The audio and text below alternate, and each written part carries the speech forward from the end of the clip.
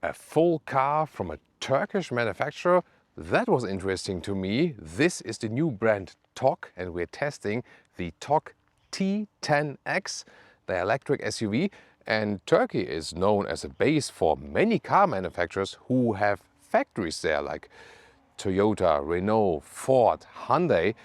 But a real car manufacturer that really builds their own car in Turkey, and that is Togg doing now. So we are eager to see how good they are and if they can succeed here in Germany, because they are starting to attack the German market right now. We're going to find out and drive it for the very first time today. Also, high speed, top speed on the German Autobahn. That's what we do. With Thomas and Autobahn Fuel in 4K, full screen, full length. Let's go with the Togg T10X. A little bit complicated to pronounce it basically, and has this vertical structure here in the grille. This is supposed to symbolize tulips actually. So tulips, a very famous symbol also in Turkey, and this is here also then their logo. Black vehicle color for today. Of course, more colors are available. Very strong stance. Maybe a little bit of a Maserati front grille. What do you guys think? Then here in the side profile, it's this segment of a Tesla Model Y, something like that, or BMW iX3, a little bit shorter here, 4 meters 60 or 181 inches. You get either 18 or 19-inch wheels. These are the bigger 19-inch wheels because this is a higher trim vehicle and has this classic SUV upright shape, elegant chrome at the side. You either get this model here as all-wheel drive or rear-wheel drive. We have the rear-wheel drive model today, which is of course a little bit more efficient, 7.8 seconds in the acceleration figure. All-wheel drive with an additional motor in the front would be 4.8 seconds. And you have two battery sizes, and there's 52 kilowatt hour LFP batteries always, by the way, and this one, the one with 88.5 kilowatt hour, and they will only sell the big battery here in Germany. Rear with this typical at the meanwhile, it's kind of like standard in the automotive design here that live zip goes through, but looks elegant. I also like the turning indicator animation right here. We'll also do a concise range test today, what we can score for this 88.5 kilowatt hour battery, the concise real world range. That is to me always more important than just giving the official range figures actually. And charging is here in the front, passenger side in the front, 11 or 22 kilowatt AC. They actually make you pick that option here with 22 kilowatt AC. That's good to have that. And 180 kilowatt DC peak. It's not too quick, so 10 to 80% will be more than 30 minutes. So the quick charge is not the main focus. And quite nice trick is, by the way, here when you want to unplug the car, you don't have to go to the infotainment system or so on. You just press this button here, or this one here in, and then it will also unlock automatically. So that's a nice thing. It was also my experience with the vehicle here, especially from the inside. It has some secrets to it, basically. Some secret functions you can activate with some special mechanics of how you control the vehicle on the inside. I'll soon fill you in with that. Let's quickly take a look if we have a frunk or not, or if we have to store the cable in the back. There we go. Let's open that one. Let's see. There we go. No, we don't. But although we don't have a frunk, we have the gas struts. So the mechanics will be happy about that. And there you see the 12-volt starter battery is also placed right here, easily accessible. There's the car key fob, which follows the same design scheme.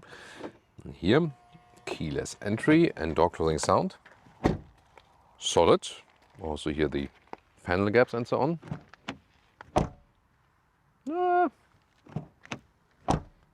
Rear door closing sound, maybe not the best. This is, there's always room for potential, right? But in the front, it's pretty cool and solid.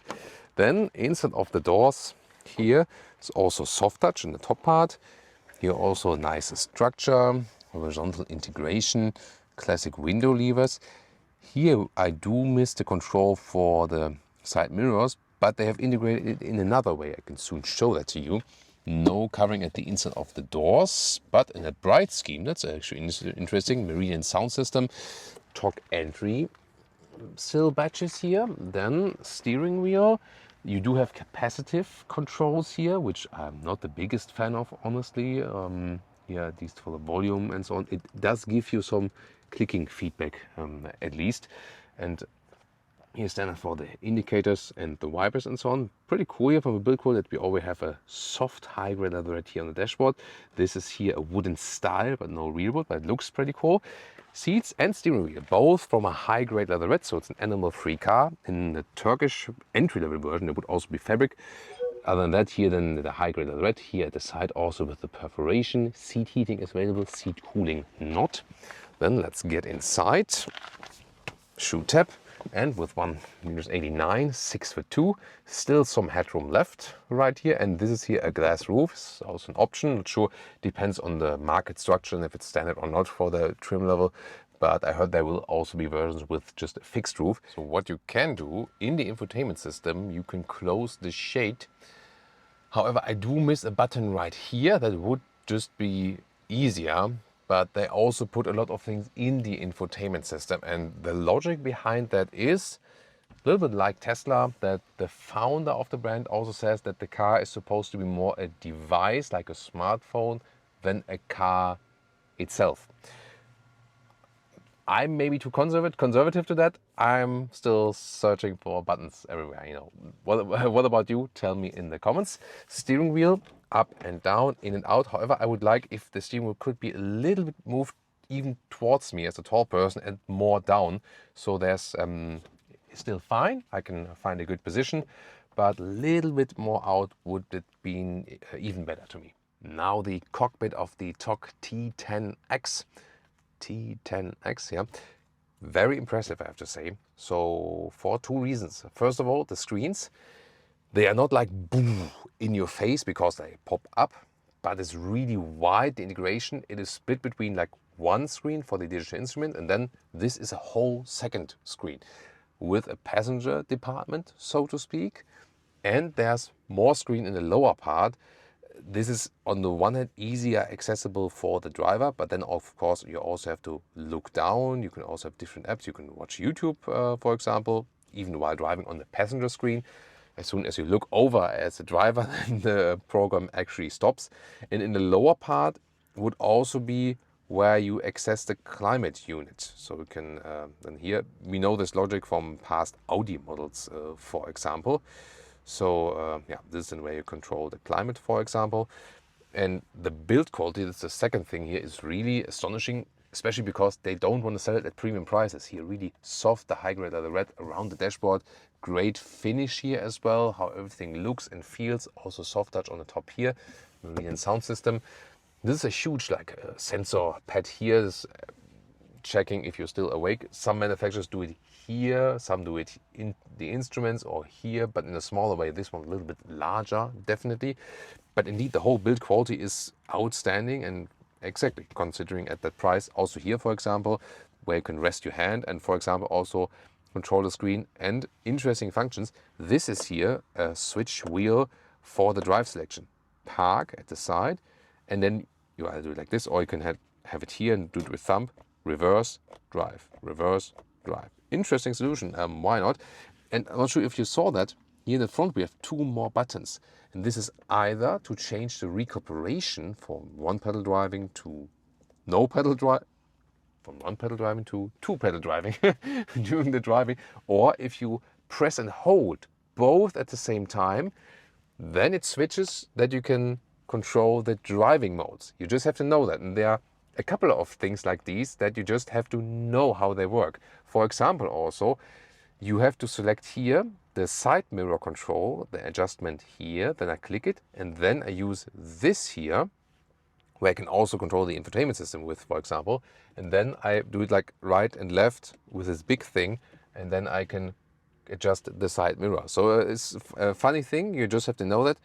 Also, for example, that you can put the key fob right in here. There's also like the fitting solution.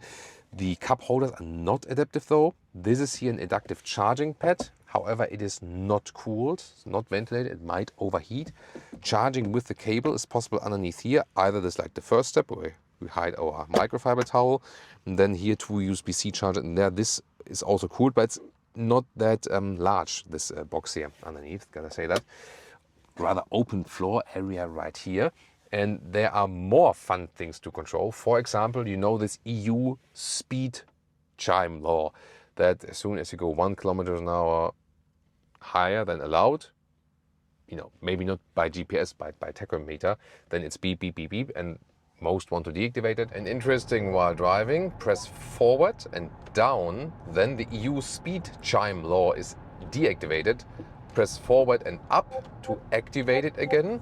And also same for the lane keeping assist. Press backward and down, lane keeping assist is deactivated. Press backward and up, lane keeping assist is activated again. Some of the user interface, like logic, is you have to really learn it. Like the temperature, I think you have to look too much down. That's one thing. And this is here the car internal map, by the way. And you can leave this, and then the passenger can do something else. Still, like in a better version, they will also have the route planning for the charging stations and so on. The only thing that they will not have here is Apple CarPlay or Android Auto, because they have the same logic again like Tesla, saying like, we will feature everything in our infotainment system. We will also bring YouTube, WhatsApp and so on in our infotainment system, that you don't need your smartphone. However, surveys show that almost all people, all car buyers meanwhile say, I want to have Apple CarPlay or Android Auto in my car. Rear doors, they open quite wide. Here, however, the rear doors, this is then rather hard pack. Then again, the structure right here and a soft touch leatherette, hard pack in the lower part. Then even floor, easy entry. The door also opens quite wide too. For example, installed child seats. And here the ISOFIX covers. These ones also fold up and down again like this. Same material quality for the rear seats. You can fold down this. Cup holders, not adaptive though. There's no adjustment for the seats. You can only fold them, or that's it basically. One USB-C charger here. Seat heating for the rear seats is also available in this highest trim. And then here, legroom still fits for tall adults. Headroom also exactly fits. So yeah, offering of space, I think exactly fits for at least 4 tall adults. Well, this area is quite wide, so I would say, yeah, this is also 5 adult proof. Trunk is at 440 liters. Let's check it out. Electric hatch. Then we have this cover here, which has rails left and right, so it's also a clean solution. This one also fits in vertically. It's a meter of 40 inches in width here, and the standard length is about 90 centimeters, 36 inches. Here you see it raises a little bit. Underneath, some more space, for example, also space for a charging cable, so that works. Here, you can see you have to fold it from the rear. I already did one half. So this here, 1.70 meters or 67 inches. You could also reach over here. That would theoretically also work like this, but no remote unlock. And then let's check out the height. And here at the highest point, it's like 30 inches or 76 centimeters. A car that comes to Germany has to face the Autogefühl Autobahn test. And here we are, German Autobahn. First time with the Togg T10X. This is a rear-wheel drive version. 50 to 120. Let's go.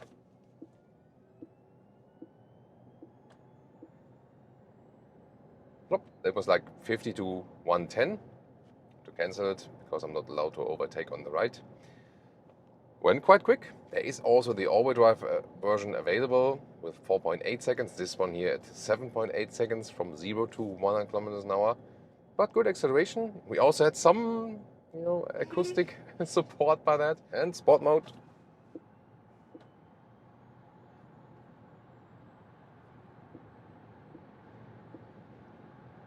Let's go further. 140, 50, still quite silent. Now the wind noise picking up. 160. Let's see if we can get it to max speed. 180. Now it stops. 184, top speed. Still not too loud here, and it's fine, yeah. The car is not behaving too nervously, so that's interesting. Actually, and here, typical, let's say, traffic Autobahn speed so far, around 100 kilometers an hour, 60 miles an hour. Interesting beep sound the car is making. For example, also the turning indicator. Oh, this was the blind spot monitor.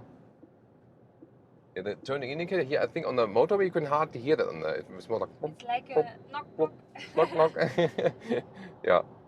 So, and you also had the blind spot monitor, which is also the basically displayed in my display. It's also a dot in the side mirror, so that's actually good.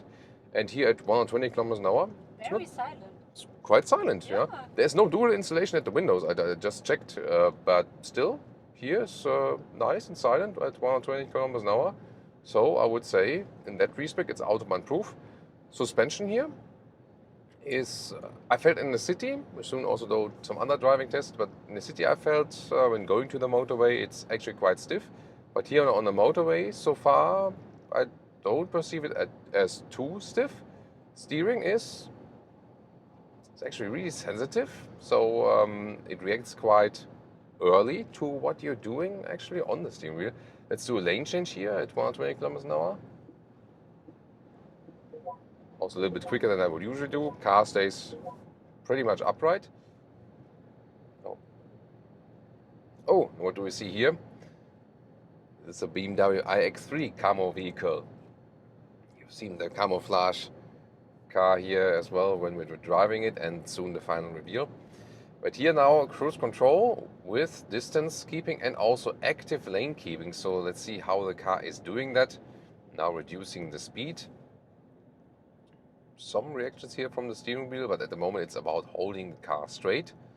So far so good. This is something that a lot of new brands are firstly, so take over control. I have to, there we go. Some new brands are struggling with that to adapt it to each market. But since, you know, in Turkey it's pretty similar from the roads and so on, I think this for them, you know, less of a problem, for example, for new Chinese brands.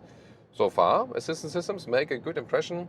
Also again with these, let's say, double blind spot monitor, side mirror, but also the display then here in the instruments. So together with the comfort of the seat, so Leah also told me that she finds the seat very comfortable. I think it is actually German Autobahn proof, I would really say. So that's pretty cool. And also at the end of the review, we do some, you know, like steady cruise control motorway speed now to really check about the concise consumption of the vehicle, that we can also give you a real world estimate of the range. But yeah, really have to say, German Autobahn, and this is, oh, is this a BMW 7 Series police car? That looks very nice. That is... That's cool, yeah. What the... So nice job. Maybe I will switch. I mean, I'm already the head of the Autogefühl fake exhaust police, but when I see this, maybe I should join the police squad, or what do you guys think? And some city driving. What's important, first of all, with 19-inch wheels here and the stealth suspension, which is, because it's Autobahn suitable, not too soft. But let's see, some bumps here. There is some booming noise, but not too critical. You feel it's not too soft, the suspension, but I think it's still fine. It's not uncomfortable or something. And then we can decide if we want to have like a classic car driving experience, or if we make the recuperation harder or strongest one. And you can see here it also comes to a full stop, so you can have a full one pedal driving here also in this vehicle. So it is Autobahn suitable, but I also feel at home in the city. It's also not too big of a car. It's this segment which is among the most selling segments, because it's not too large, not too small. You still have enough space, but then you can still find a parking spot because it's not too long. So this car really serves a lot of different needs, so to speak, and it's also nice and agile in the city, actually. Oh, there's a police officer. Yeah. Maybe the one from the cool 7 series. He's just like, you know, okay, now I'm gonna have my lunch and then I'll hunt some more burglars in my cool 7 series police car or something like that. I'm still thinking about this. Yeah. Consumption on our test route, we did some motorway, also high speed as you saw, but also some city driving, countryside, so like a typical mix. And we ended up with 22 kilowatt hours on 100 kilometers, so that's 2.8 miles per kilowatt hour. That would mean a real world range here for the big battery of 400 kilometers or 250 miles. That is somewhat standard in the segment. It always depends on the driving profile. You can also consume less with it when you have a little bit less motorway share, when you drive a little bit slower, but we don't just want to give like a German typical average as for that. So as for efficiency and battery size, it's, you know, more or less comparable with the competitors. I would say even a little bit bigger in the battery size meanwhile than some of the competitors, so that's actually good, but it's not in the range of some other, like BMW iX3, the one is upcoming now, that will be also way higher in the range, however then also higher in the price, because they want to be very competitive with the pricing here. And by the day we shoot this video, the final prices are not out yet. I read some prices in Turkey and then translate them to euro, and they have a wide span between 40 and 70,000 euros. But they said with the big battery, and here in Germany, we can expect some 50,000 euro-ish prices. And the final prices will be revealed in the next days. You could maybe also comment on that then later on. And we can find out and update you, for example, the next time. They will also bring a small SUV. They will also bring a fastback, so a sedan style-ish vehicle. So they really want to attack also with different models. And I was especially surprised how good it handled on the German Autobahn, even at high speeds. And that is something that especially all new brands have so far not mastered that well in comparison. That was the most astonishing thing to me here today. What do you think about the Togg T10X? Would you buy one? Looking forward to your comments and join us for more competitors.